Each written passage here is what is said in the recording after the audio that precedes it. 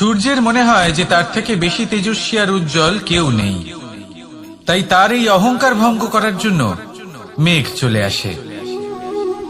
তারপর এই মেঘের অহংকার বেড়ে যায় যে তার থেকে বেশি ঘন আর কেউ নেই। তারপরে বাতাসের একটা প্রবল দমক আসে আর মেঘেদের ছিন্ন ভিন্ন করে দিয়ে চলে যায়। তখন বায়ুর অহংকার বেড়ে যায়, আরো ভাবে যে তার থেকে বেশি শক্তিশালী আর কেউ নেই। এই দমকা বাতাস যখন বিশাল এক পর্বতের সাথে ধাক্কা খায়, তখন সেই বাতাসের অহংকারও চূর্ণ বিচূর্ণ হয়ে যায়। তারপরে পর্বত ভাবে যে তার থেকে বেশি ধীর আর শক্তিশালী আর কেউ নেই। তখন পৃথিবীতে ভূমিকম্প হয় আর সেই বিশাল পর্বত চূর্ণ বিচূর্ণ হয়ে যায়, তারও অহংকার ভেঙে যায়। এবার ধরিত্রীর অহংকার হতে থাকে। ধরিত্রী বলে যে আমার উপর সবকিছু টিকে রয়েছে, আমার থেকে বেশি শক্তিশালী আর কেউ নেই। একটা ছোট্ট ইঁদুর আসে, মাটিতে গর্ত করে আর মাটি ধসিয়ে দেয়। ধরিত্রীর অহংকার ভেঙে যায়। এর তাৎপর্য হলো সরল। এই সংসারে অহংকার কখনো স্থির থাকে না, এই অহংকার ভাঙবেই। এটা হলো সাংসারিক চক্র। আমাদের নিজেদের জীবনে কর্তব্য পালন করতে হবে, কর্ম করতে হবে, কিন্তু অহংকার নয়। যে ব্যক্তি এটা বুঝতে সক্ষম হন তাকে জ্ঞানী বলা হয়, আর যে মানুষ এটা বুঝতে পারেন না তিনি সারা জীবন শোধ প্রতিশোধ মান অভিমানের এই চক্রে আটকা পড়েন। এবার আপনি কি এই চক্রে আটকে থাকতে চান, নাকি জ্ঞানী হয়ে উঠতে চান? সেই চয়ন আপনারই। আসুন আর আমার সাথে ভালোবেসে বলুন, রাধা রাধা। কোন যোদ্ধা জন্ম থেকে যোদ্ধা হন না, তিনি যোদ্ধা হবেন কিনা চয়ন করেন। তিনি যোদ্ধা হবেন বলে তখনই স্থির করেন যখন তিনি পিছু হটবেন না বলে দৃঢ় প্রতিজ্ঞ হন। যদি ওনার সামনে অশুভ কিছু হয়, তার বিরোধিতা করতে দৃঢ় প্রতিজ্ঞ হন, তবেই তিনি যোদ্ধা হতে পারেন। কেউই যোদ্ধা হয়ে এই পৃথিবীতে জন্মগ্রহণ করেন না। আপনি কি হতে চান? সেই দর্শক হতে চান যারা যুদ্ধভূমিতে বসে থেকে অন্য কারোর জয়ে উচ্ছ্বাস প্রকাশ করেন, নাকি সেই যোদ্ধা হতে চান যিনি নিজের শৌর্য দিয়ে বীরত্ব দিয়ে পরাক্রম প্রদর্শন করেন এবং যার প্রশংসা যুগ যুগ ধরে হয়ে চলে? সিদ্ধান্ত আপনারই। আসুন আর আমার সাথে ভালোবেসে বলুন, রাধা রাধা। আপনি কখনো কোনো পর্বতে চড়েছেন? কথায় আছে, যখন আমরা পর্বত আরোহণ করি, ওপরে ওঠার সময় দুর্ঘটনার সম্ভাবনা কিছুটা কমে যায়। সেখানেই যখন পর্বত থেকে নিচে নামি, তখন দুর্ঘটনার সম্ভাবনা অত্যন্ত বৃদ্ধি পায়। অর্থাৎ নামার সময় আমাদের আরো ভারসাম্য বজায় রাখতে হয়, আরো সাবধানে থাকতে হয়, অর্থাৎ বিবেককে জাগিয়ে রাখতে হয়। এবার জীবনেও সাফল্যের পর্বত আরোহণের সাথে এটাই হয়। যখন আমরা সাফল্যের পর্বত আরোহণ করতে থাকি, তখন এমনি আমাদের লক্ষ্য আমাদের গন্তব্যের দিকে থাকে। আমরা নিরন্তর পরিশ্রম করি, চেষ্টা করতে থাকি, আমাদের মধ্যে সেই উৎসাহ থাকে, সেই সাহস থাকে। কিন্তু একটা কথা সত্যি, সমস্ত আরোহণের পরে অবরোহণ থাকে। আর এই অবরোহণই থাকে যেখানে বেশিরভাগ মানুষ নিজের ভারসাম্য বজায় রাখতে পারেন না, আর সেখানেই ভেঙে পড়েন। তাই জীবনে যদি সাফল্যের শিখরে পৌঁছতে চান, তাহলে আপনাকে নিরন্তর প্রয়াস করতে হবে, সংঘর্ষ করতে হবে, পরিশ্রম করতে হবে, আর নিজের লক্ষ্যের দিকে একাগ্রতা কেন্দ্রীভূত করতে হবে। তাহলে আপনি নিজের লক্ষ্য অবশ্যই পাবেন। কিন্তু যখন অবরোহণের সময় আসবে, যা নিশ্চিত রূপে আসবেই, তখন আপনাকে সংঘর্ষ করতেই হবে, ধৈর্য ধরতেই হবে, সাবধানে থাকতেই হবে, ভারসাম্য বজায় রাখতেই হবে। এটা হলো অত্যন্ত আবশ্যক, কারণ পরবর্তী সাফল্যের শিখরে আপনাকে পৌঁছতেই হবে, আর তার জন্য আপনাকে সুরক্ষিতভাবে অবরোহণ করতেই হবে। ঠিক কিনা? আসুন আর আমার সাথে ভালোবেসে বলুন, রাধা রাধা। প্রসন্নতা এমন এক অনুভূতি যা আমরা সকলে পেতে চাই। এবার এটা ভেবে দেখুন যে আমরা আমাদের প্রসন্নতার জন্য অন্য কাউকে দায়ী কেন করি। আজও এরকম কিছু করেছে, ওর জন্য আমি দুঃখী হয়ে আছি। আজও এমন কিছু করলো যার ফলে আমার মন প্রসন্ন হয়ে উঠল। না, আপনাকে স্পষ্ট করে একটা কথা বলে দিই, আপনার প্রসন্নতা না শুধু আপনার নির্বাচন না শুধু আপনার হাতে রয়েছে, বরং আপনি নিজের প্রসন্নতাকে নিজেই আকৃষ্ট করেন। এই ফুলগুলিকে দেখুন, এই ফুল এর সুগন্ধ ছড়ায়, আর এই ফুল নিজের দিকে কীট পতঙ্গদের আকৃষ্ট করে। এবার দেখুন কীট পতঙ্গ কাদের আকৃষ্ট করে? গিরগিটি বা ব্যাঙ, এরকম কিছু প্রাণীদের। এবার এই যে ফুল, কীট পতঙ্গের জন্য এই যে ফুল, তার বিকাশ হয়, এ আরো প্রস্ফুটিত হয়, ওর বংশ আরো বৃদ্ধি পায়। তাই এর তাৎপর্য হলো সহজ, ফুল উচিত ব্যক্তিকে নিজের দিকে আকৃষ্ট করে। এবার কীট পতঙ্গের কথা বললে তারা কাদের আকৃষ্ট করে? তাদেরই যারা তাদেরই শিকার করবে, খাদ্যরূপে গ্রহণ করবে। এবার কাকে আপনি নিজের দিকে আকৃষ্ট করতে চান তার নির্বাচন আপনারই। আপনি কি প্রসন্নতাকে নিজের দিকে আকৃষ্ট করতে চান নাকি অপ্রসন্নতাকে করতে চান তার নির্বাচন আপনারই। আপনি জীবনে যা কিছু পাবেন, সুখ দুঃখ, আশা নিরাশা, প্রসন্নতা অপ্রসন্নতা, সবই হলো আপনারই নির্বাচনের পরিণাম। তাহলে সঠিক নির্বাচন করুন আর আমার সাথে ভালোবেসে বলুন, রাধা রাধা। ঘূর্ণিঝড়, যখন এই ঘূর্ণিঝড় আসে তখন প্রচন্ড বেগে হাওয়া বয়ে চলে। সেই সময় এমন কিছু বৃক্ষ আছে যা কঠিন হয়ে দৃঢ় হয়ে দাঁড়িয়ে থাকে। সেই গাছ যা 10 বছর ধরে বা সহস্র বছর ধরে দাঁড়িয়ে থাকে, তাদেরকে আপনি খুব সহজে নাড়াতে পারবেন না।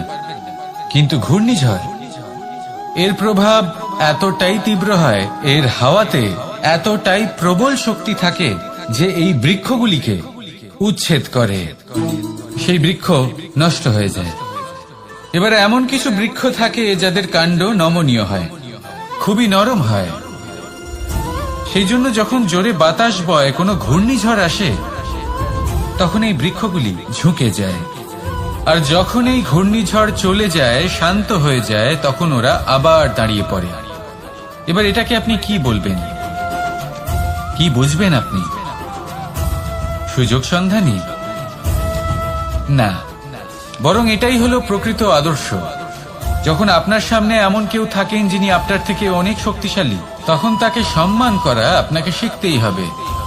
তাই মনে রাখবেন, এই সংসারে যখনই দুই শক্তির একে অপরের সাথে সংঘর্ষ হয়, শুধুই বিনাশ হয়। কিন্তু যখন শক্তির সাথে আসক্তি মিলিত হয়, সেখানে সুরক্ষা থাকে, সেখানেই কিছু নির্মাণ হয়। তাই আসুন আর আমার সাথে ভালোবেসে বলুন, রাধা রাধা। জীবনে লক্ষ্য লাভ কি করে করতে হয়? কেউ বলবে বন্ধুদের সাহায্যে, কেউ বলবে প্রেমের সাহায্যে, কেউ বলবে নিরন্তর চেষ্টা করলে, কেউ বলবেন পরিশ্রম করলে, কেউ বলবেন ঈশ্বরের আশীর্বাদে, ইত্যাদি ইত্যাদি। আমি আপনাকে বুঝিয়ে বলি, এই যেমন ত্রিলোক আছে, অর্থাৎ 3 লোক আছে, যাকে সঞ্চালন করে ত্রিদেব বা 3 জন দেবতা। সেইভাবে নিজের লক্ষ্যে পৌঁছানোর জন্য 3টি ভাবের প্রয়োজন পড়ে। প্রথম ভাব হলো স্বপ্ন দেখা। আপনি যদি স্বপ্ন দেখতে শুরু না করেন, তাহলে সেখানে পৌঁছতেই পারবেন না। তারপর আপনাকে দৃঢ় সংকল্প নিয়ে সেই পথ যেমনই হোক তাতে চলতে হবে। এ হলো দ্বিতীয় ভাব, দৃঢ় সংকল্প। আর তৃতীয় ভাব হলো সেই লক্ষ্যের যাত্রা পূর্ণ করার জন্য প্রতিবদ্ধ হওয়া। তাই যদি আপনি স্বপ্ন দেখতে পারেন, দৃঢ় সংকল্প দ্বারা পথ যতই কঠিন হোক না কেন তাতে চলতে পারেন, আর সেই লক্ষ্য লাভের যাত্রা পূর্ণ করার জন্য প্রতিবদ্ধ হতে পারেন, তাহলে আপনি নিশ্চিত রূপে আপনার লক্ষ্য লাভ করতে পারবেন। তাই আপনি এটাই করুন আর আমার সাথে ভালোবেসে বলুন, রাধা রাধা। কথায় আছে যে জীবনে কিছু শুরু করার আগে স্বপ্ন দেখা অত্যন্ত গুরুত্বপূর্ণ, আর এটা 100% সত্যিও। কিন্তু কিছু মানুষ স্বপ্ন দেখা শুরু না হয় করে দেন, কিন্তু তারপর থামেনি না। স্বপ্ন দেখতেই থাকেন, তারা ভাবতেই থাকেন, কর্ম করেন না। এমন সময় আপনাকে নিজেকে জাগিয়ে তুলতে হবে, নিজেকে বলতে হবে যে এবার উঠে কর্ম করার সময় এসে গেছে। কারণ আপনারা যদি অত্যাধিক বিচার করতে থাকেন, স্বপ্ন দেখতে থাকেন, তাহলে উঠে কিছুই করতে পারবেন না। আপনি শুধু একটা কাজ করুন, উঠে কর্ম করা আরম্ভ করে দিন। তারপর ভেবেচিন্তে ধীরে ধীরে নিজের কর্মকে দিশাও দিন আর তাকে উচিত গতিও দিন। কারণ এটাই হলো সাফল্যের মূল মন্ত্র। না শুধু কর্ম করুন না ভাবনা চিন্তা করে, আর না শুধু ভাবুন কর্ম না করে। সাফল্যের মূল মন্ত্র হলো এর ভারসাম্য।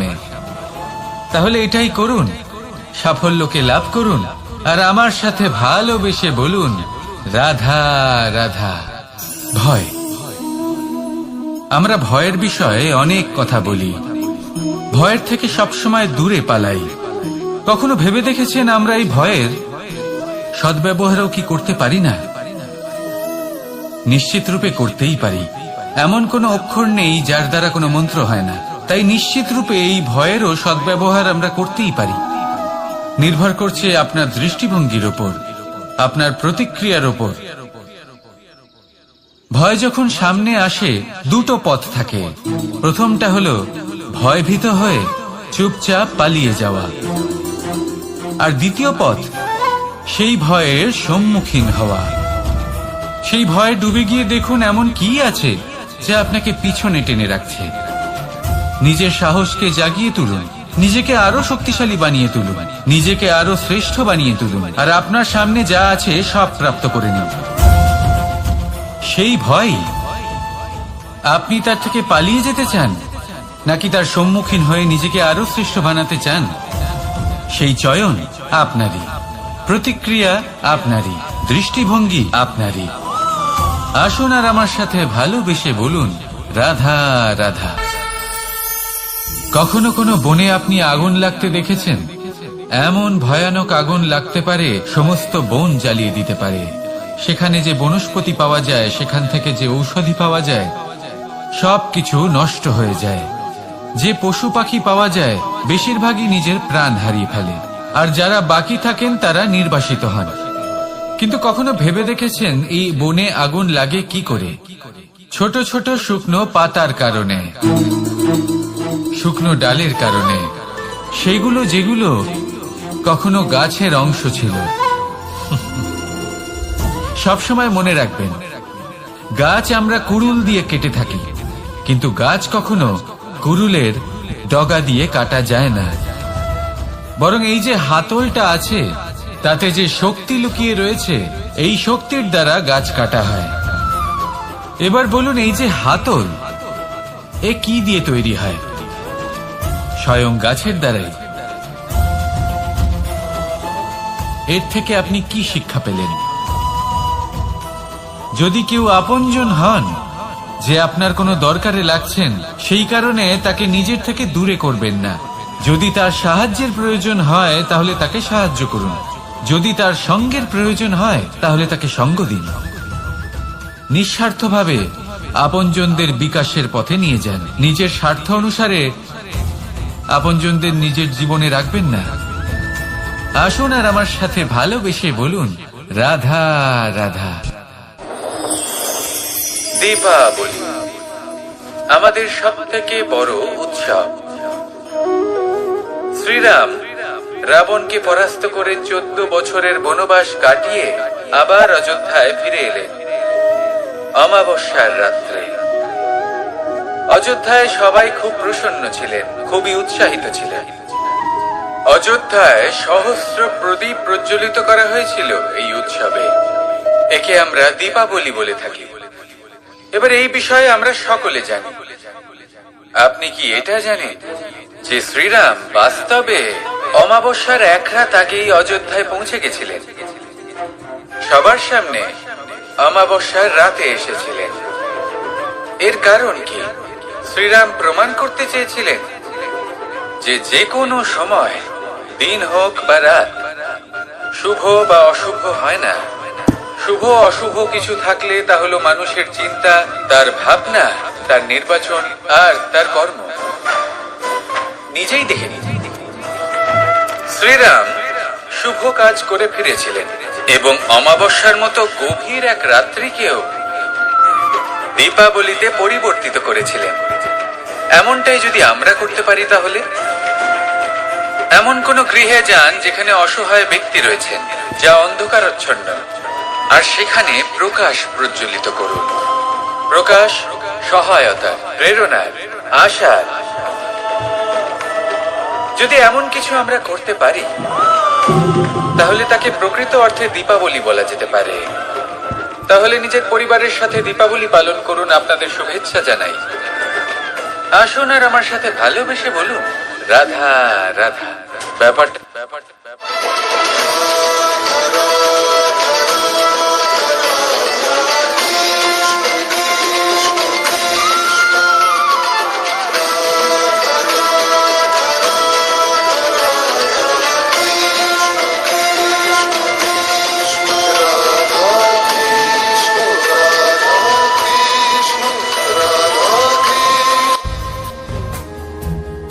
ভাগ করে নেওয়া বা বন্টন করা প্রত্যেক মানুষের জীবনে অবশ্যই হয়ে থাকে, আর অনেক সময় এটা জীবনে অতি আবশ্যক হয়ে পড়ে। কিন্তু ভাগ করার মনোকামনা তার থেকেও বেশি গুরুত্বপূর্ণ হলো যে কোন ঘটনার আধারে এই বাটোয়ারা হলো। অনেক সময় এই বাটোয়ারা হলো শান্তির প্রতীক, আবার অনেক সময় এই বাটোয়ারা বিপ্লব ঘটাতে পারে, এমন এক বিপ্লব যা মহাযুদ্ধ ঘটিয়ে দিতে পারে। দেখুন, বাটোয়ারা সম্পত্তির হোক বা হোক ভিক্ষার, শিক্ষা কিন্তু একটাই। জীবনে অনেক সময় বাটোয়ারা দরকার হতে পারে, কিন্তু যতদূর সম্ভব তা এড়িয়ে চলুন, একসাথে মিলে এগিয়ে চলুন। কারণ দেখুন, এই যে বাটোয়ারা ভাগ করে দেয়, আর সেখানেই একতা আপনাকে অগ্রসর করে। তাহলে আপনিও এটাই করুন, একসাথে মিলে সামনে এগোন আর আমার সাথে ভালোবেসে বলুন, রাধা রাধা। আত্মীয় স্বজন কারা হন? তারাই যারা সুখে দুঃখে পাশে থাকেন, তারা যারা বিপদের সময় আপনার পাশে এসে দাঁড়ান। এবার দেখুন, একটা প্রশ্ন করব আপনাদের, সব থেকে ঘনিষ্ঠ, আবশ্যক এবং গুরুত্বপূর্ণ আত্মীয় কারা, বিশেষ করে বিপদের সময়? কেউ বলবেন মাতা, কেউ বলবেন পিতা, কেউ বলবেন ভাই বোন, ইত্যাদি ইত্যাদি। এবার ভাবুন, আপনি বড় হয়ে গেছেন, আপনি বাড়ি থেকে দূরে চলে গেছেন, পেট ভরানোর জন্য আপনাকে প্রত্যেক দিন চেষ্টা করতে হয়। এমন সময় যদি আপনার জীবনে বিপদ এসে পড়ে, তাহলে কখন আপনার খবর ওনাদের কাছে পৌঁছবে? কতক্ষণে ওনারা সাহায্য করতে আসতে পারবেন? এরকম এক সময় সব থেকে গুরুত্বপূর্ণ আত্মীয় হন আপনার প্রতিবেশী, কারণ তারাই সেই মুহূর্তে আপনার সব থেকে কাছে। আপনি কখনো পরীক্ষা করে দেখবেন, আপনার তার সাথে লক্ষ্য মতভেদ থাকলেও প্রতিবেশীকে কষ্টের মধ্যে দেখে সবার আগে সাহায্য করতে তারাই এগিয়ে আসেন।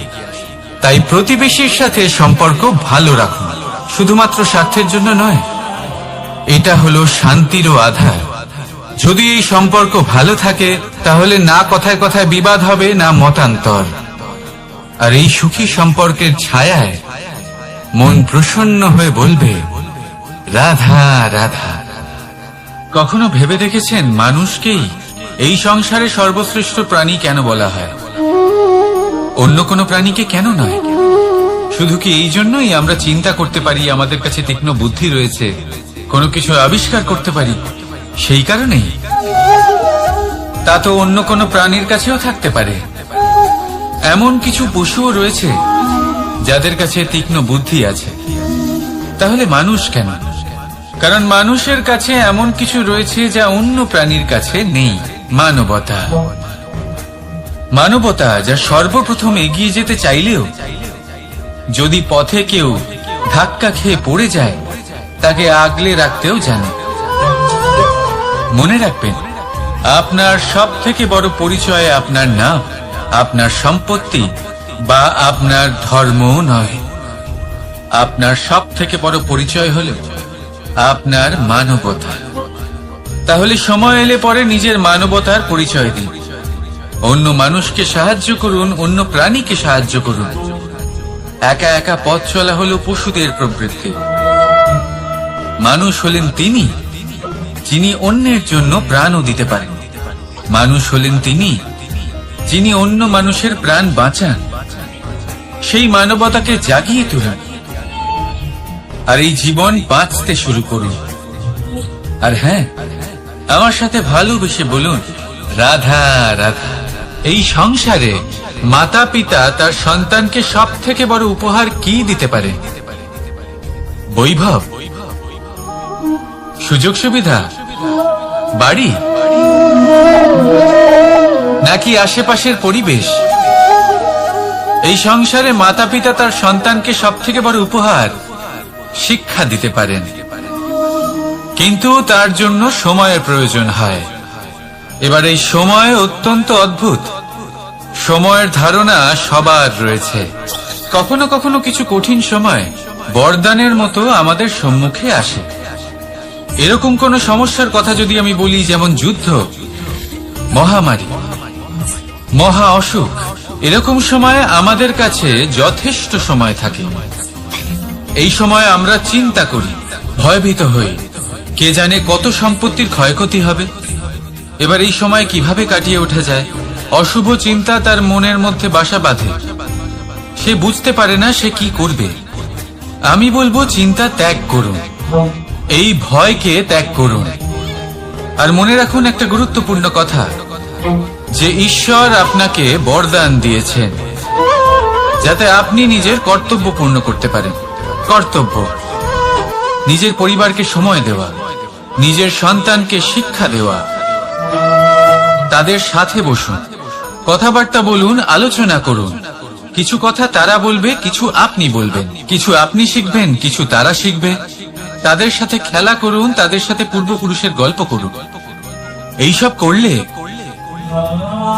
তাতে না শুধু তাদের ভবিষ্যৎ উজ্জ্বল হবে, বরং আপনিও সন্তুষ্টি পাবেন। ভয়ভীত হবেন না।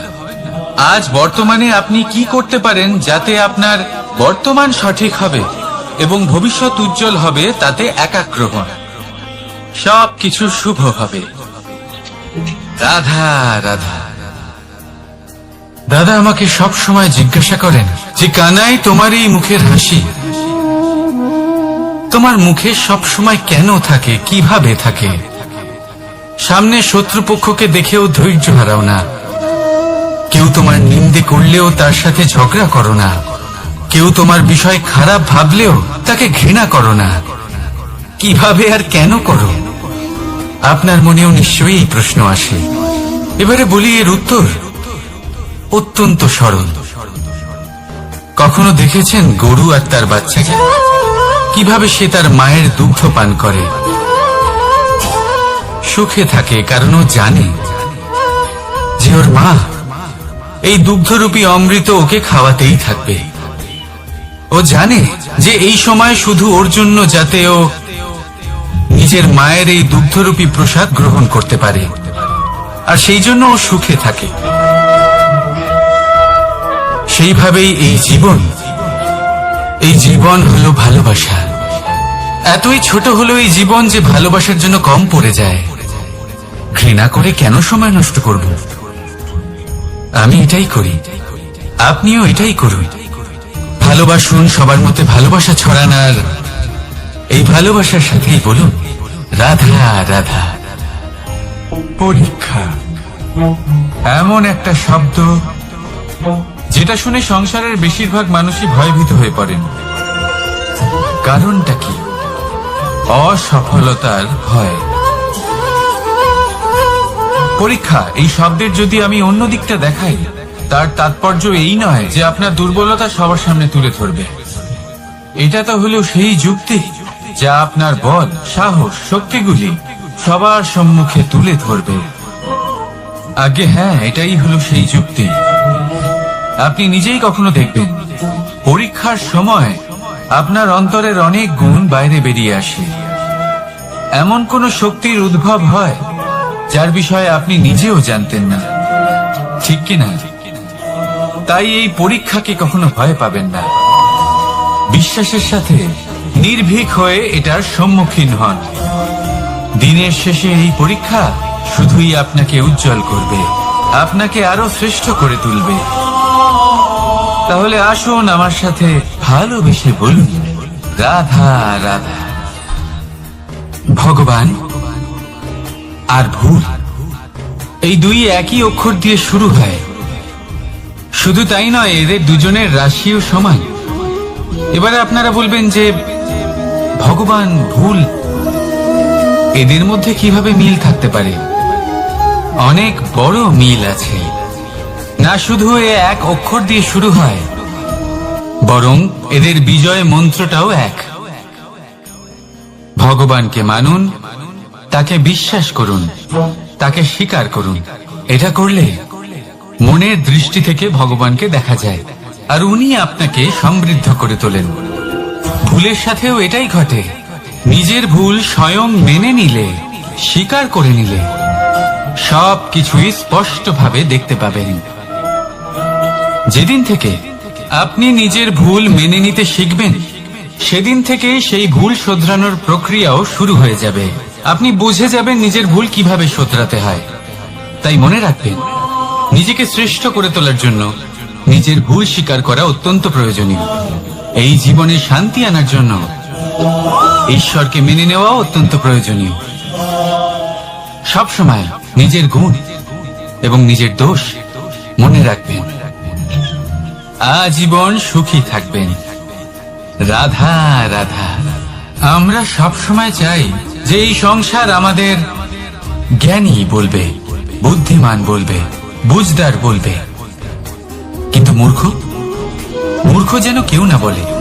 মূর্খ শব্দটা আমরা কেউ শুনতে চাই না, দূরে পালাতে থাকি। কিন্তু একটা সত্যি সবার কাছে অজানা, যে মূর্খ হওয়া হলো বুদ্ধিমান হওয়ার দিকে সর্বপ্রথম পদক্ষেপ। আপনি যত খুশি দিগ্গজ জ্ঞানী মানুষদের সাথে আলাপ করুন, যত ইচ্ছে কথা বলুন, যতই জ্ঞানের কথা আলোচনা করুন, অভিজ্ঞতা মূর্খ হবার পরেই পাওয়া যায়, তাই নয় কি? মূর্খ হবার পরে আপনি এটা বুঝতে পারবেন যে কি করা উচিত নয়। জ্ঞানী ব্যক্তি আপনাকে এটা বলবেন যে কি করা উচিত। আর এই সংসারে কি করা উচিত তার থেকেও অনেক বড় জ্ঞান হলো কি করা উচিত নয়। সেই জন্য সব সময় মনে রাখবেন, আপনার করা কিছু ভুল আপনাকে যদি কেউ মূর্খ বানিয়ে থাকে, ছল চাতুরি করে থাকে, তাহলে কোনো ব্যাপার নয়। এটা শেষ পর্যন্ত আপনাকে আরো বুদ্ধিমান করে তুলবে। এই মুহূর্তে ধন্যাত্মক থাকুন। এই সংসার আপনাকে অবশ্যই জ্ঞানী বলবে। রাধা রাধা। আপনি কি কখনো একজন মালিকে একটা বাগানের যত্ন নিতে দেখেছেন? যদি কখনো একটা গাছে উই ধরে যায়, মালি তখন শুধু সেই গাছের নয়, সমস্ত বাগানের চিকিৎসা করায়। আপনারা হয়তো বলবেন, এ কেমন মূর্খতা? যখন উই একটা গাছে লেগেছে, সমস্ত বাগানের চিকিৎসা কেন করাতে হবে? এ তো অযথা পরিশ্রম করা। কিন্তু মালি খুব ভালো করে জানে যে উই হয়তো একটা গাছে লেগেছে, কিন্তু তা সমস্ত বাগানকে নাশ করে দিতে পারে। এবার মালির এই শিক্ষা, এই জ্ঞান অন্য অনেক জায়গাতে প্রযোজ্য। এই সংসারে আমরা শুধুমাত্র নিজের পরিবারের কথাই চিন্তা করি, তাদের যত্ন নিই, চেষ্টা করি যেন তারা ভালো থাকেন, সুখে থাকেন। আর সেই সময় এই সমাজের কিছু বিরোধী মনোভাব এই সমাজকে গ্রাস করে ফেলে, এই সমাজকে নষ্ট করে ফেলে। কিন্তু আমাদের নজর শুধু আমাদের পরিবারে থাকে। সেই জন্য যখন কথা ওঠে রাষ্ট্রের, দেশের, তখন তার জন্য সিদ্ধান্ত নিতে হবে, তখন তার জন্য ত্যাগ করতে হবে। আর মনে রাখবেন, যে সমস্যায় আসুক তার সমাধান পূর্ণরূপে বাঞ্ছনীয়। এই সংসারে প্রত্যেক ব্যক্তি যদি নিজের পরিবারেরও খেয়াল রাখেন এবং সমাজেরও খেয়াল রাখেন এবং সঠিকভাবে এই দেশেরও খেয়াল রাখেন, তবেই এই দেশ সম্পন্ন হতে পারবে। তাহলে আপনিও সেই প্রয়াস করুন, আর আমার সাথে ভালোবেসে বলুন, রাধা রাধা। কথায় বলা হয়, জীবনে ভালোবাসাই হলো সুখের মূল। এটা সত্য। এবার প্রশ্ন হলো এটাই যে এই ভালোবাসা কার সাথে করা উচিত? যদি আপনি কিছুক্ষণের জন্য সুখ পেতে চান, তাহলে ভালোবাসুন নিজের রুচি মতো। যদি আপনি কিছুদিনের জন্য সুখ পেতে চান, ভালোবাসুন নিজের বন্ধুদের।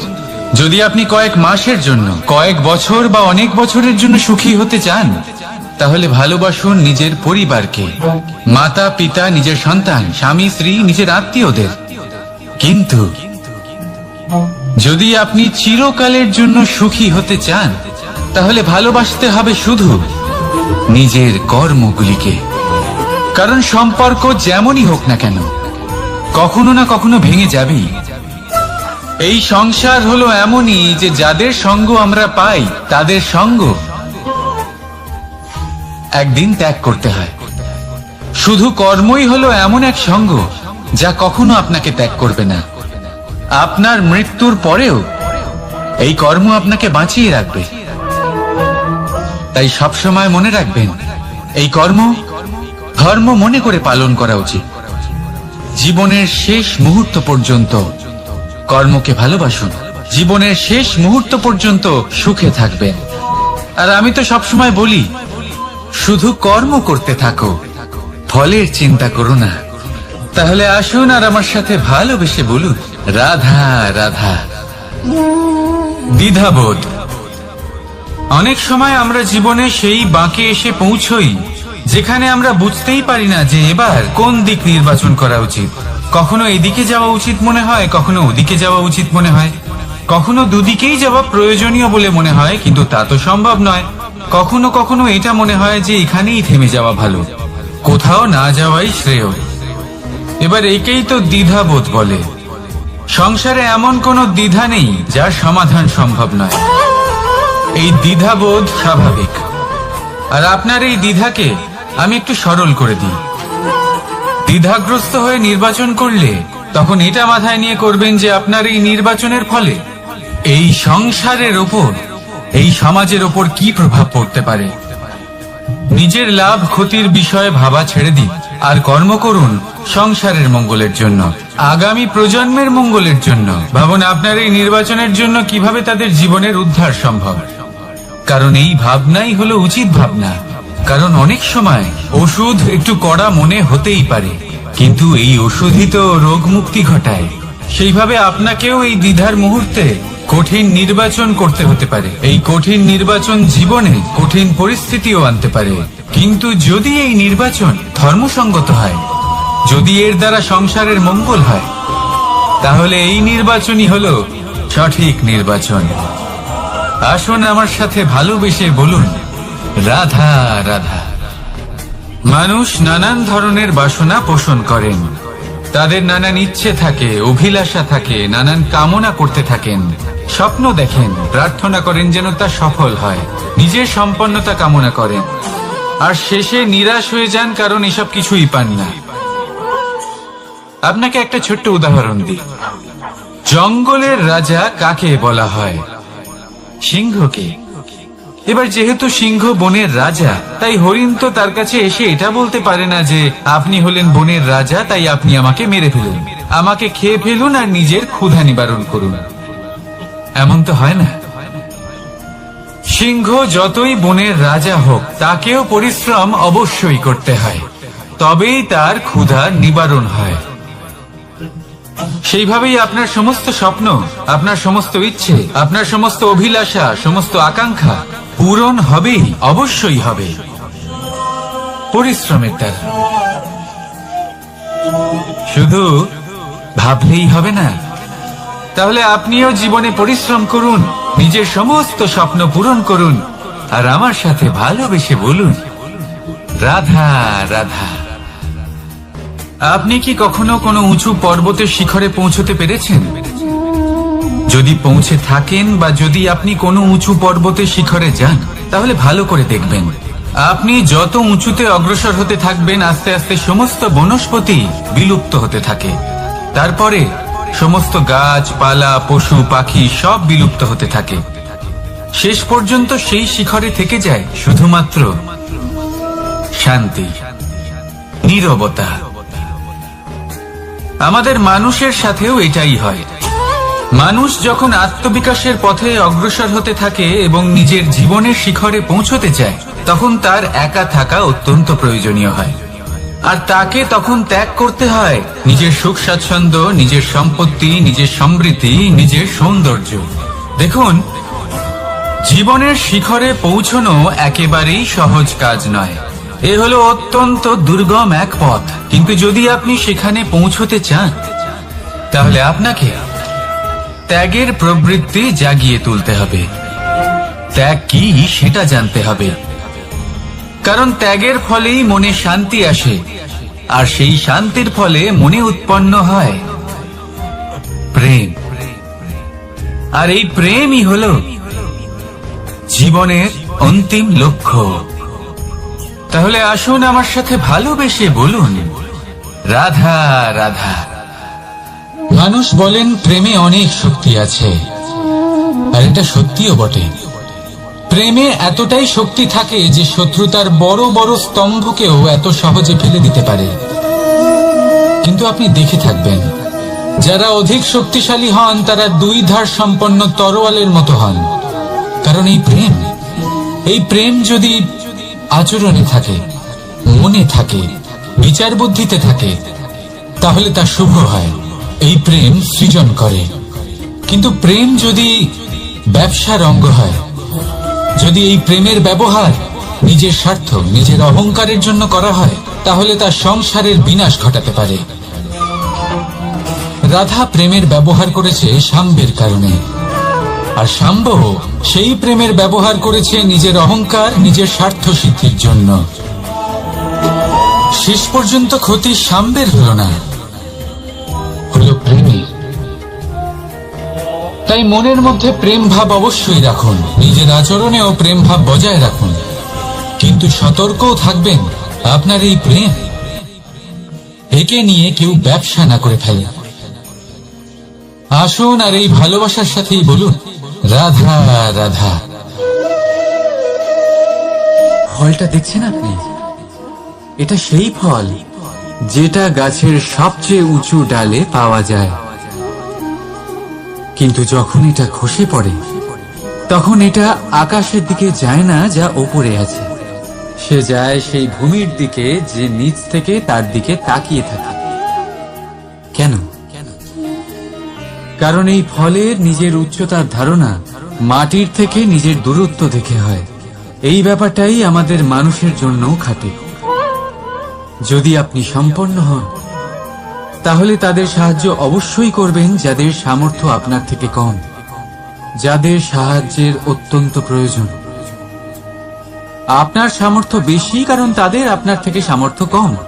দেখুন, জীবনে আনন্দ শুধু বড় হওয়ায় নয়, বরং তাদের সাহায্য করেও আছে যারা কোনো কারণবশত আপনার থেকে নিচে রয়ে গেছেন। আর যখন একটা ফল এই কথাটা বুঝতে পারে, তখন আপনি নয় কেন, রাধা রাধা। সময় বড়ই বিচিত্র অনুভব দেয়। যখন অপেক্ষা করছেন তখন অনেক লম্বা হয়ে যায়। প্রতিটা মুহূর্ত একটা গোটা দিনের মতো মনে হয়।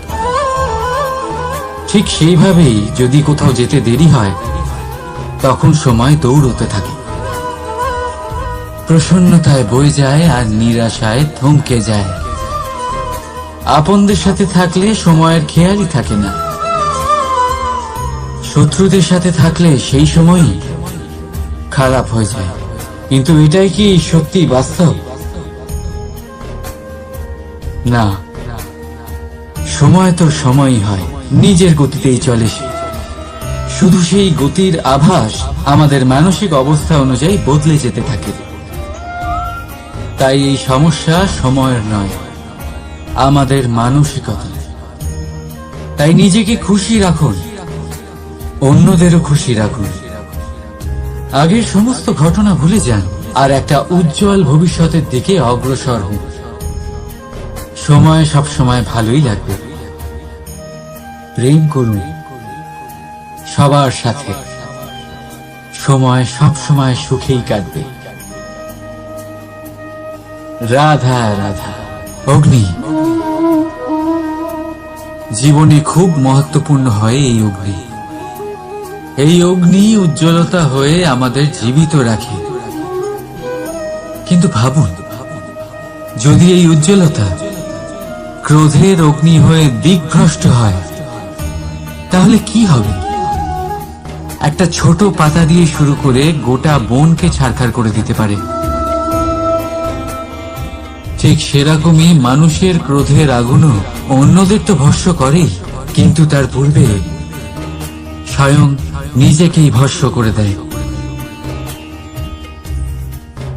তাহলে কি করা যায়? কি করে নিয়ন্ত্রণ করা যায় তাকে?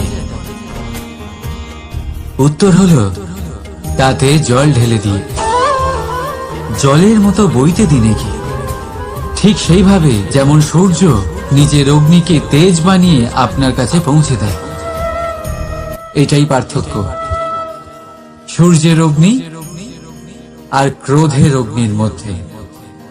সূর্যের অগ্নি বিচ্ছুরিত হয়ে প্রতিফলিত হয়ে আসে, আর সেই জন্যই তাকে তেজ বলা হয়। অন্যদিকে আমাদের ক্রোধের আগুনের কোনো সীমাই থাকে না। তাহলে নিজের অন্তরের শক্তিকে ক্রোধের আগুন বানিয়ে জ্বালাতে চান, নাকি উজ্জ্বলতা বানিয়ে বিস্তারিত করতে চান? সিদ্ধান্ত আপনার। রাধা রাধা। এই সংসার অনেকটাই বড়, আর আমরা তার কাছে অত্যন্ত নগণ্য। এই সংসারে এমন অনেক মানুষ পাওয়া যায় যারা বোঝান যে এই সংসারটা কতটা বড়, কতটা অদ্ভুত, কতটা সুন্দর। আর এই সংসার রচনা করে পরমেশ্বর কত মহান এক কাজ করেছেন। কিন্তু আপনি এই জীবনে মাত্র কয়েকজন মানুষকেই পাবেন যারা আপনাকে এটা বলবেন যে এই সংসারে আপনি কতটা গুরুত্বপূর্ণ, আপনি কতটা অদ্ভুত। যদি আপনি তাদের সাথে থাকেন তাহলে তারা নতুন কিছু সৃষ্টি করতে পারেন, এই সংসারকে আরো কতটা পবিত্র করতে পারেন। তাই এই সংসারকে গুরুত্ব না দিয়ে সেই মুষ্টিমেয় কিছু মানুষকে গুরুত্ব দিন, কারণ তারাই হলো আপনার আপনজন, আর তারাই আপনাকে সঠিক পথে চালিত করবে। মানুষকে তো বর্ষার স্রোতও বয়ে নিয়ে যেতে পারে, তাকে সাগরও ডুবিয়ে দিতে পারে, কিন্তু গঙ্গা জল সবচেয়ে বেশি শুদ্ধ, কারণ তার কয়েক ফোঁটা মানুষকে মুক্ত করে দেয়। রাধা রাধা। এ হলো একটা পাতলা সুতো। ভাবছি যদি এটা দিয়ে আমি পোশাক বানাই তাহলে নিজের জন্য কত সুন্দর একটা পোশাক বানাতে পারবো। কিন্তু যদি এটা আমি, চিন্তা করবেন,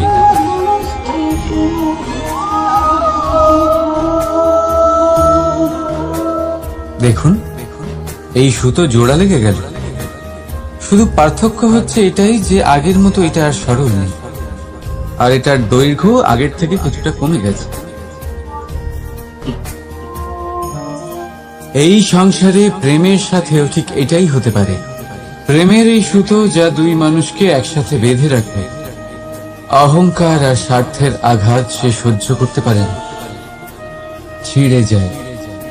চেষ্টা করলে আবার এই সম্পর্ক হয়তো জোড়া লাগতে পারে, কিন্তু তা আগের মতো কখনোই থাকে না, কারণ মনে গিট পড়ে যায়। সেই জন্য প্রেমকে স্নেহের সাথে সামলে রাখুন, অহংকার আর স্বার্থের থেকে দূরে থাকুন। রাধা রাধা। আগুন কি করে? জ্বালায়। সেটা কাঠই হোক, কয়লা হোক, বস্ত্র হোক, যাই আপনি আগুনে দেবেন তা ভস্ম হয়ে যাবে। কিন্তু সোনা, যদি আপনি সোনা আগুনে ফেলেন তাহলে তা কুন্দন হয়ে নিজের অস্তিত্ব তৈরি করে। যদি আপনি লোহা গরম করেন তাহলে তা ইস্পাত হয়ে যায়। কেন কেন হয় এরকম? কারণ তাদের অন্তরের আগুন জ্বালানোর আগুনের থেকে অনেক বেশি তীব্র হয়। এই আগুন হলো পবিত্রতা, এই আগুন হলো নিশ্চয়তার। যদি আপনার লক্ষ্য স্থির থাকে, আপনার ইচ্ছে দৃঢ় হয়, তাহলে কুন্দন হয়ে বেরোবেন, ইস্পাত হয়ে বাঁচবেন, অন্তর থেকে শক্তি পাবেন, আর কেউ আপনার সাথে কোনো অনিষ্ট করতে পারবে না। রাধা রাধা। মানুষের জীবন কি? আপনি বলতে পারেন জন্ম আর মৃত্যুর মধ্যেকার সময়। আর মৃত্যু কখন হয়? যখন মানুষ শ্বাস নেওয়া বন্ধ করে দেয়, হাত পা নাড়ানো বন্ধ করে দেয়, ভাবা ছেড়ে দেয়। এমনটা নয়, মানুষের অন্তর, তার মৃত্যু তখনই হয় যখন তার অন্তরের করুণা শেষ হয়ে যায়। করুণা সেই ভাব যা মানুষকে মানুষ করে তোলে, যা এক মানুষকে আরেক মানুষের কষ্টে তার প্রয়োজনীয়তা অনুভব করে, আর সেটাই তাকে শক্তি দেয় অন্য কাউকে সহায়তা করার জন্য, তাকে পাত্র করে এই সৃষ্টির নিয়ন্তা হবার জন্য। দেখুন, এই সংসারে মৃত্যু কেবলমাত্র একবারই হয়, তাই তার আগে কেন মরব? এই করুণাকে কেন মারব? নিজের মনুষ্যত্ব বজায় রাখুন, মৃত্যুর পরেও আপনি জীবিত থাকবেন। রাধা রাধা। এটা হলো সূচ, আর এটা হলো তলোয়ার। এবারে আপনারা বলুন, আপনাদের দৃষ্টিকোণ থেকে এই দুই বস্তুর মধ্যে কোনটা বেশি শক্তিশালী আর গুরুত্বপূর্ণ হতে পারে? আপনি বলবেন তলোয়ারই সবচেয়ে শক্তিশালী বা গুরুত্বপূর্ণ। আচ্ছা, মানলাম যে তলোয়ার বেশি ভারী হয়। তলোয়ার আপনাকে যুদ্ধে বিজয়ী করে, যুদ্ধে শত্রুর বিনাশ করে, কিন্তু তলোয়ার দিয়ে আপনি কখনো আপনার বস্ত্র সেলাই করতে পারবেন না। যদি আপনার পায়ে কাঁটা ফুটে যায়, তা আপনি তলোয়ার দিয়ে বের করতে পারবেন না। আপনাকে সূচের ব্যবহার করতেই হবে। এবারে বলুন, তলোয়ার পেয়ে যাওয়ার পরে এইভাবে সূচকে হারিয়ে ফেলা কি ঠিক হবে?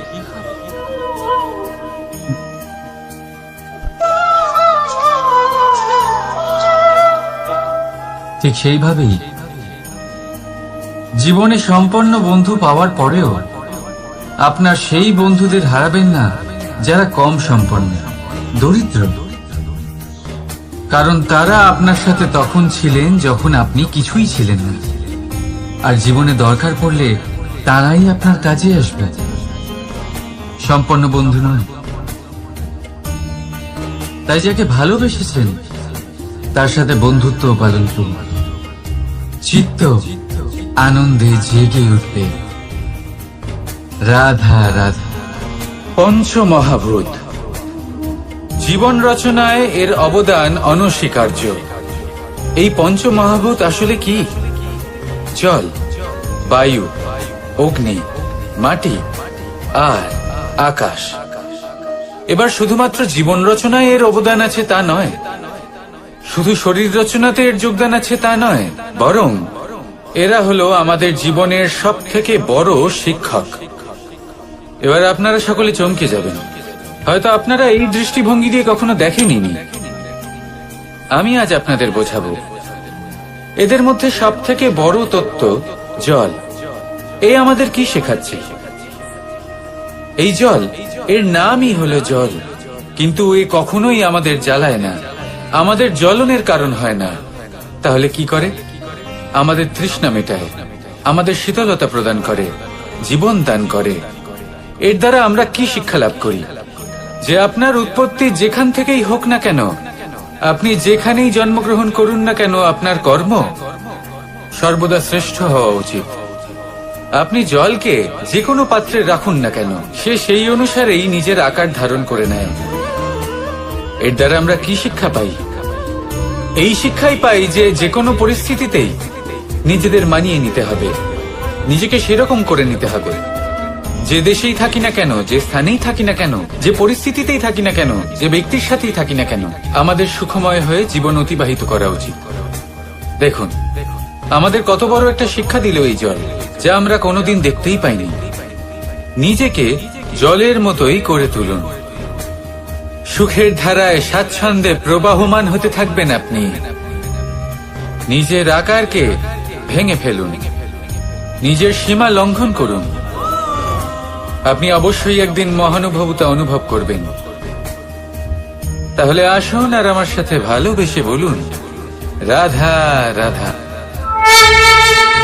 জীবনের পঞ্চমহাভূতের দ্বিতীয় তত্ত্ব হল মাটি, ভূমি, ধরা, যে ধারণ করে, যা আমাদের সকলকে ধারণ করে, ভালো হোক বা মন্দ, নিজের কর্তব্য পালন করে। আর এটাই শিক্ষা আমাদের জন্য। আমাদেরকেও আমাদের সকল কর্তব্য পালন করতে হবে, তা সে আমাদের নিজেদের প্রতি হোক, আমাদের পরিবারের প্রতি হোক, সমাজের প্রতি হোক বা ঈশ্বরের প্রতি। এই শিক্ষা আমাদের মাটি দিয়ে থাকে। এ আমাদের পদতলে পিষ্ট হয়েও তার বদলে আমাদের বনস্পতি প্রদান করে। অগ্রসর হতে পদক্ষেপ নেওয়ার সময় আমরা পা দিয়েই ধরিত্রীকে পিছনে ঠেলি, কিন্তু এই মাটি আমাদের ঘৃণা করে না। সে আমাদের পরবর্তী পদক্ষেপের জন্য অপেক্ষা করে আর স্বাগত জানায়। আর হয়তো সেই জন্যই এই ধরাকে আমরা ধরিত্রী মাতা বলে থাকি। আর তাই এই পদবী, এই সম্মান, এই ভালোবাসা, এর আকার বা এর ভারের জন্য একে প্রদান করা হয় না, প্রদান করা হয় এর স্বভাবের কারণে।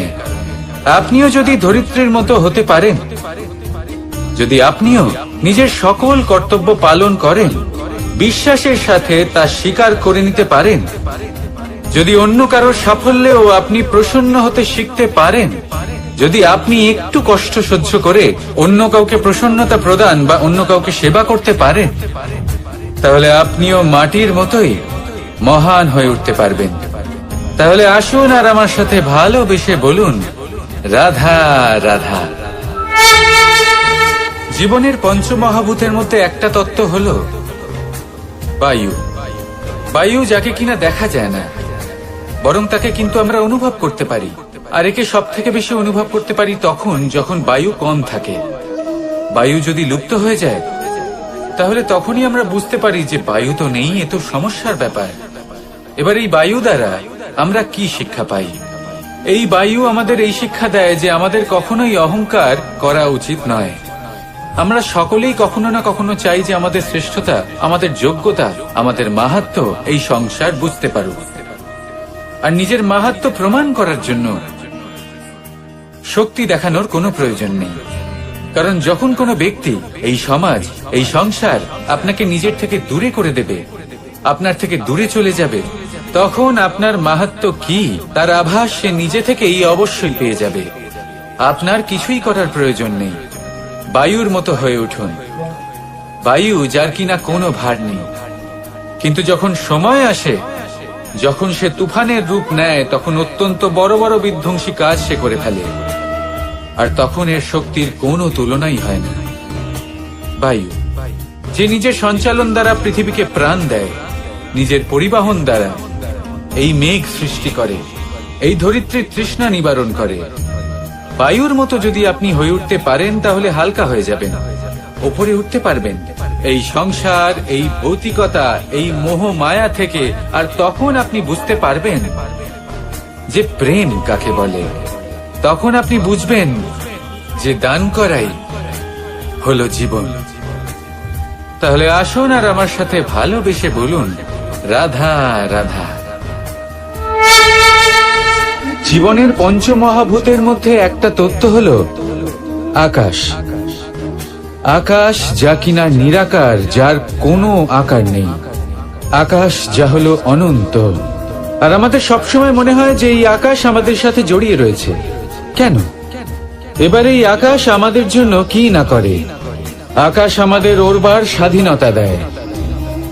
আকাশ মেঘকে ধারণ করে যাতে আমাদের তৃষ্ণা মিটতে পারে। এই আকাশ সূর্য এবং চন্দ্রকে তার যথাস্থান দেয়, যাতে আমরা প্রকাশও পেতে পারি, আবার অন্ধকারও, যাতে আমাদের জীবনে সামঞ্জস্য বজায় থাকে। আকাশের থেকে অনেক কিছুই শেখার রয়েছে। যদি আমরাও আকাশের মতো হতে পারি, আমাদের আপনজনদের সেই স্বাধীনতা দিতে পারি যাতে তারা উঠতে পারেন, যাতে তারা নিজেদের স্বপ্ন পূরণ করতে পারেন, যার ফলে তারা নিজেরাই এই জীবনকে অনুভব করতে পারেন, নিজের পায়ে দাঁড়াতে পারেন, তাহলে ভাবুন আমাদের অস্তিত্ব কতটা বড় হয়ে যাবে। যদি আপনি আকাশের মতো হতে পারেন, তাহলে আপনিও আকাশের মতোই অনন্ত হয়ে উঠবেন। তাহলে আসুন আর আমার সাথে ভালোবেসে বলুন, রাধা রাধা। জীবনের পঞ্চ মহাতত্ত্বের মধ্যে পঞ্চম তত্ত্ব অগ্নি। অগ্নি যা জ্বালাতে সাহায্য করে, কিন্তু তা উত্তাপও প্রদান করে। নিশ্চিত রূপে অগ্নি আমাদের জ্বালিয়ে দিতে পারে, কিন্তু আপনি কি কখনো এটা ভেবে দেখেছেন যে আগুন, তাকে নিজেকে কতটা জ্বলতে হয়, তাকে নিজেকে কতটা তাপ সহ্য করতে হয়? ও নিজে জ্বলে আমাদের উত্তাপ প্রদান করার জন্য, ও নিজে জ্বলে আমাদের ঊর্জা দেবার জন্য, আমাদের আলো দেবার জন্য, অন্ধকারে পথ দেখানোর জন্য, শত্রুর সাথে মোকাবিলা করার জন্য আমাদের সাহায্য করে নিজে জ্বলে। যখন আমরা কোনো দেবতার জন্য যজ্ঞ করি, তখন দেবতার ভোজন গ্রহণ করার নিমিত্ত হয় এই অগ্নি। কত কিছু ওকে সহ্য করতে হয় আমাদের এত কিছু দেবার জন্য। আপনিও আগুনের মতো হয়ে উঠুন, নিজে কষ্ট সহ্য করুন অন্যকে সাহায্য করার জন্য, তাদের জীবন উদ্ধার করার জন্য, নিজের প্রিয়জনের জন্য, নিজের পরিবারের জন্য, নিজের মাতা পিতার জন্য, এই সমাজের জন্য। নিজে কষ্ট সহ্য করুন, প্রকাশের কেন্দ্রবিন্দু হয়ে উঠুন, আর সকলকে পথ প্রদর্শন করুন, সবাইকে পথ দেখান। যেদিন আপনি আগুনের মতো হয়ে উঠবেন, সেই দিন ঠিক যেমন অগ্নিকে পুজো করা হয়, আপনিও সেইভাবে পূজনীয় হয়ে উঠবেন। যেমন সকল শুভকর্মে, সকল যজ্ঞে, সকল পুজোতে অগ্নিকে স্মরণ করা হয়, সেইভাবেই সকল শুভকর্মে আপনাকেও স্মরণ করা হবে। আর যেদিন আপনি এরকম হয়ে উঠবেন, সেই দিন জীবনের বাস্তব মর্ম কি আপনি তা বুঝতে পারবেন। তাহলে আসুন আর আমার সাথে ভালোবেসে বলুন, রাধা রাধা। পঞ্চমহাতত্ত্ব, পঞ্চমহাভূত, এদের বিষয়ে আমি আপনাদের সবকিছুই বলে দিয়েছি। কেন? এরা আমাদের জীবনের সব থেকে বড় শিক্ষক। আর এদের থেকে আমরা কি শিক্ষা পাই? নিশ্চিত রূপে এই পঞ্চমহাতত্ত্ব আমাদের দেহের নির্মাণ করে, কিন্তু একটা ষষ্ঠ মহাতত্ত্ব রয়েছে, এমন এক তত্ত্ব যার না কোনো ভার আছে, না কোনো পরিমাণ আছে, কিন্তু তা হলো অত্যন্ত গুরুত্বপূর্ণ, ভাবনা। কেউ একে আত্মা বলে, কেউ একে বিবেক বলে, কেউ একে প্রাণ বলে, আর কেউ বলে চেতনা। এবার এই চেতনা যখন পঞ্চমহাতত্ত্বের সাথে জুড়ে যায়, এক হয়ে যায়, তখন মানুষের জীবনের নির্মাণ হয়। এবার আপনার দেহের নির্মাণ জন্ম থেকেই পঞ্চমহাতত্ত্ব করে দেয়, কিন্তু এই ভাবনা, এই চেতনা, একে আপনি নিজেই এগিয়ে নিয়ে যেতে পারেন। একে দিশা দেখাতে হবে, এর বিকাশ আপনাকেই করতে হবে। কিভাবে? তা আপনার উপর নির্ভর করছে। আপনি এর সদ্ব্যবহারও করতে পারেন, দুর্ব্যবহারও করতে পারেন। এমন এক দিশা দিতে পারেন, এমন সদ্ব্যবহার করতে পারেন যে আপনি নিজেই কোনোদিন ভগবত গীতার জ্ঞান দিলেন। এমন দুর্ব্যবহার করতে পারেন, এমন দিশাও দিতে পারেন যে আপনি হয়তো শকুনের মতোই মহাভারত রচনা করলেন। এই চয়ন আপনারই। শুধু এই চেতনার শুদ্ধতার দিকে বিশেষ নজর রাখতে হবে। যদি এই চেতনা শুদ্ধ হয়, তাহলে প্রেম থাকবে, আর যদি এই চেতনা অশুদ্ধ হয়, তাহলে বিদ্বেষ হবে। আর আমার মতে সুখ এবং শান্তি প্রেমের দ্বারাই লাভ হবে, বিদ্বেষ দ্বারা নয়। তাহলে আসুন আর আমার সাথে ভালোবেসে বলুন, রাধা রাধা।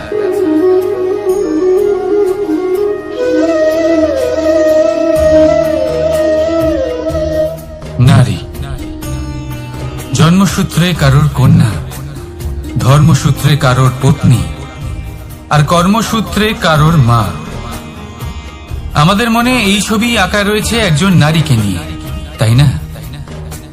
একটা অতুলনীয় ভূমিকা রয়েছে নারীদের আমাদের জীবনে, আর নারী ছাড়া আমরা কিছুই নই। কিন্তু অধিকার, সেখানে আমরা একটা ভুল করে বসি। যখন নারী একজন কন্যা থাকে, যখন সে জন্ম নেয়, তখন তার ওপর অধিকার থাকে তার পিতা। আর তারপর যখন বিয়ে হয়ে যায়, তখন তার অস্তিত্বের ওপর অধিকার থাকে তার স্বামী। আর যখন তিনি মা হন, তখন নিজেই তিনি জীবনের সমস্ত অধিকার দিয়ে দেন তার সন্তানকে। কিন্তু আমরা কি কখনো এটা ভেবেছি এই জীবন হলো তার নিজের? যে নারী সবার কল্যাণ করছেন, তার জীবনের অধিকারও তার কাছেই থাকা উচিত, তাই না? তার নিজের জীবনের সিদ্ধান্ত সে নিজেই নিতে পারেন, নিজেই নিজের ভাগ্যের রচয়িতা হতে পারেন। আর এর জন্য আমাদের নিজেদের পাল্টাতে হবে, দৃষ্টিভঙ্গি পাল্টাতে হবে। কারণ এই ধারণা সেটা আজ বা কালকের ব্যাপার নয়, এটা ঘটে চলেছে বহু বছর ধরে আর চলতেই থাকবে যদি আমরা এটা না বদলাই। আর এটা তখনই সম্ভব হবে যখন আমরা নিজেদের মধ্যে পরিবর্তন আনব। তাই আজকের পর থেকে, এই মুহূর্ত থেকে কোনো নারীর ওপর অকারণ অধিকার স্থাপনের আগে সহস্রবার ভেবে দেখবেন। কারণ যখন নারী নিজের অধিকার কেড়ে নিতে বাধ্য হবেন, তখন শুধু এবং শুধুমাত্র বিনাশই ঘটবে। রাধা রাধা।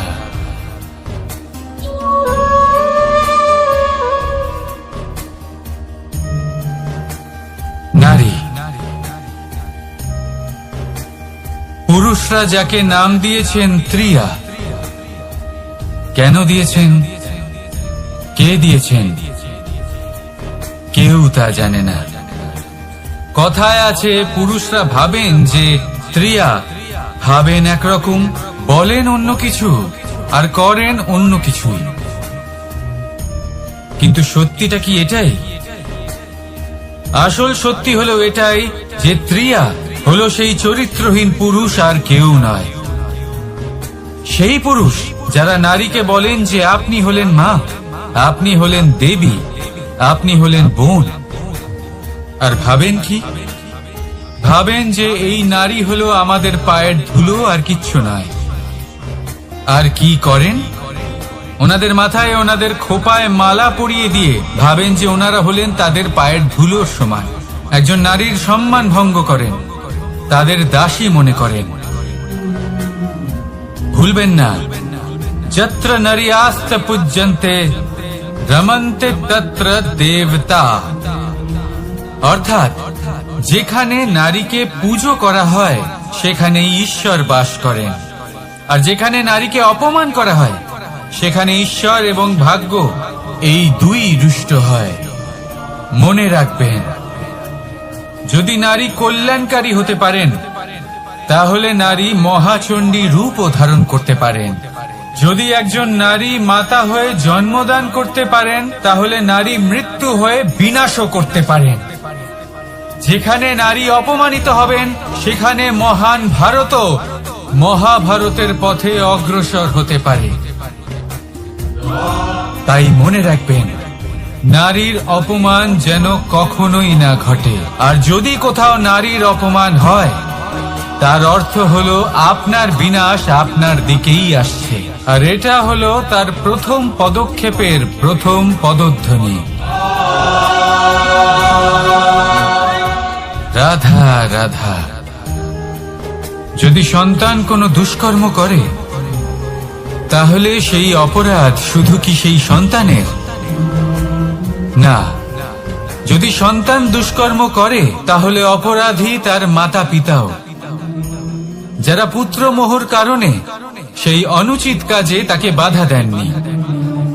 অপরাধী হলেন তার পিতামহ, যিনি নিজের কর্তব্যবোধের কারণে নিজের পরিবারের যত্ন নেননি, যিনি সন্তানকে কখনো শাস্তি দেননি।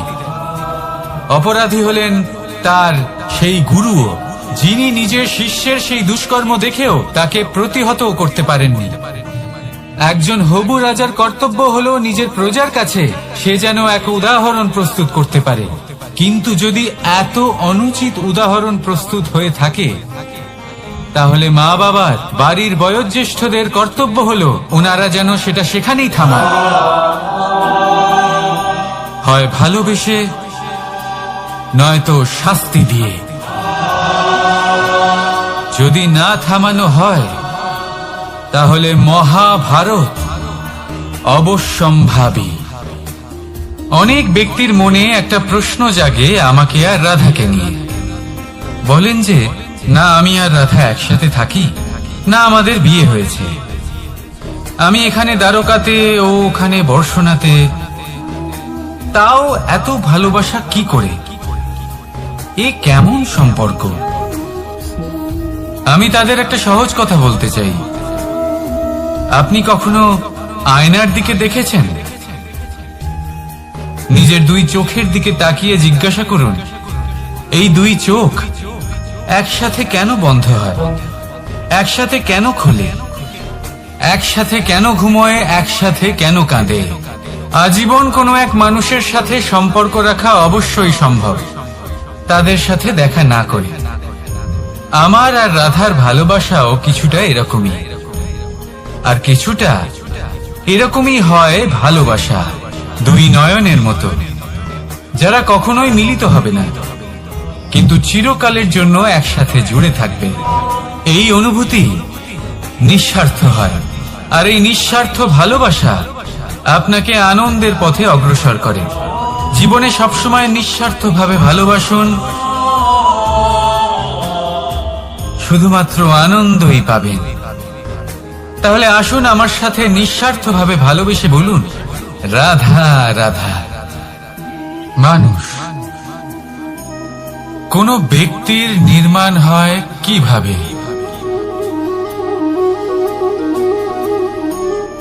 কেউ বলবেন পঞ্চতত্ত্বের দ্বারা, কেউ বলবেন আত্মা, দেহ ও চেতনার দ্বারা, কেউ বলবেন ঈশ্বরের কৃপার দ্বারা, তো কেউ বলবেন এই প্রকৃতির পরীক্ষার দ্বারা। না, মানুষের নির্মাণ হয়ে থাকে বিশ্বাস দ্বারা। ব্যক্তি তখনই গড়ে ওঠেন যখন ব্যক্তিত্ব থাকে, ঠিক কিনা? আর ব্যক্তিত্ব তখনই হবে, আর সেরকমই হবে যেরকম বিশ্বাস আপনি নিজের উপরে রাখবেন। যদি আপনি মনে করেন আপনি বিষের ন্যায় হবেন, তাহলে আপনি বিষাক্তই হবেন। যদি আপনি এটা মনে করেন যে আপনি অমৃতের ন্যায় হবেন, তাহলে আপনি অমরই হয়ে যাবেন। যদি আপনি নিজের উপরে বিশ্বাস রাখেন যে আপনি সংসারের সব থেকে উঁচু পর্বতের শিখরে পৌঁছতে পারবেন, তাহলে আপনি অবশ্যই পৌঁছবেন। যদি আপনার এরকম মনে হয় যে আপনি এরকম কখনো করতে পারবেন না, তাহলে এরকম কখনোই হবে না। ভেবে দেখবেন, বিশ্বাসের মধ্যেই বিশ্ব বাস করে থাকে, তো আপনার অস্তিত্ব কেন করবে না? যেমন বিশ্বাস আপনি নিজের উপরে রাখবেন, তেমনই আপনি হয়ে উঠবেন। সেই জন্য নিজের উপরে বিশ্বাস রাখুন, আর হ্যাঁ, ভালোবেসে বলুন, রাধা রাধা। বাজ পাখিকে পক্ষীরাজ বলা হয়। বাজের আয়ু হলো মোটামুটি 70 বছর।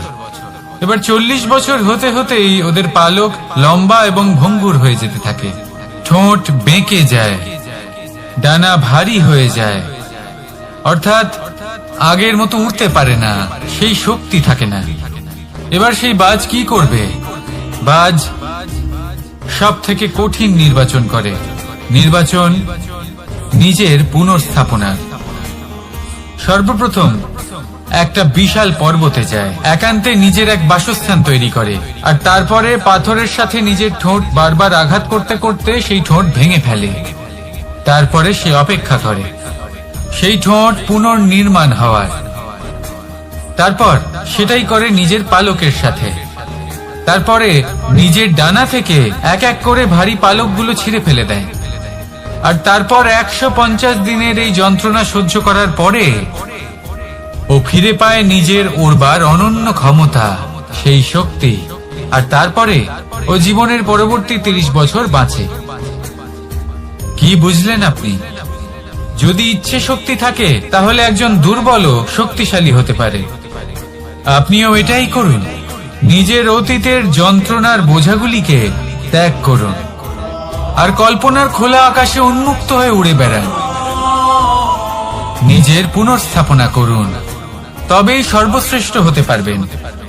আর মনে রাখবেন, এই ছোট ছোট পদক্ষেপই বড় বড় শিখরে পৌঁছে দিতে পারে। তাহলে আসুন আর আমার সাথে ভালোবেসে বলুন, রাধা রাধা। আপনি কি কখনো জলকে নিজের মুঠোতে ধরে রাখার চেষ্টা করেছেন? চলুন আজ করা যাক।